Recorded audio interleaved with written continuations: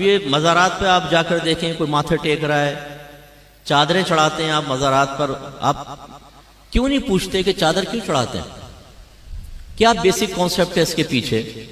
اس میں بزرگ کا کیا فائدہ ہے، آپ کا کیا فائدہ ہے؟ کہاں قرآن و حدیث میں لکھا ہے کہ مزار کے اوپر چادر چڑھاؤ؟ ہم نے اس کو ایک ایسی رسم بنا لیا ہے کہ عرس چادر چڑھانے کے بغیر پورا ہی نہیں ہوگا۔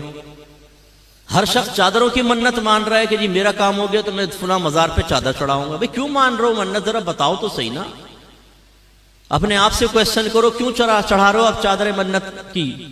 اس میں کس نے منت مانی تھی؟ نبی نے مانی تھی؟ صحابہ نے تصور دیا مزار پہ چادر چڑھانے کا؟ کہاں سے آیا یہ؟ کچھ نہیں پتا، بس لوگ کر رہے ہیں تو ہم بھی کر رہے ہیں۔ اس سے ہماری نوجوان نسلوں کو، ان بچوں کو کچھ پتہ نہیں ہے یہ چادر چڑھانے بھی کوئی عبادت ہوگی، کوئی عبادت نہیں ہے، مستحب تک نہیں ہے۔ اب اس دور میں تو مستحب بھی نہیں رہا۔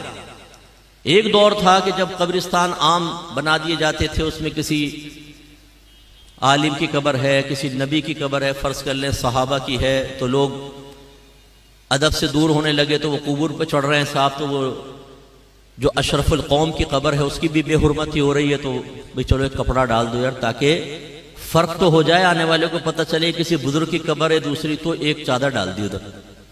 بس یہ بیسک کانسیپٹ تھا۔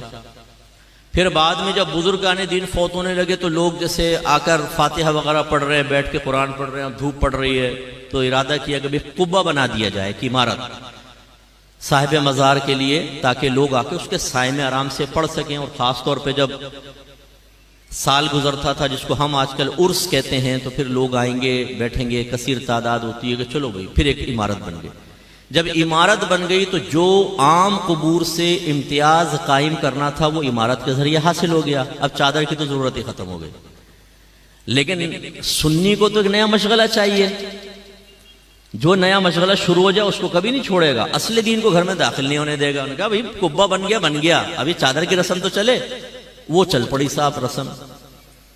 اچھا، پہلے چادریں ڈالتے تھے موٹی، کیونکہ یہ ریشمی اور باریک کپڑے تو ایجاد نہیں ہوئے تھے، وہ ہاتھوں سے بنے ہوئے کپڑے۔ اس میں یہ ہوتا تھا کہ کسی نے 2 چادریں ڈال دی تو ایک صاحب مزار کی طرف سے صدقہ کر دی، ایک پڑی ہوئی ماں بہن امتیاز کے لیے، فرق کرنے کے لیے۔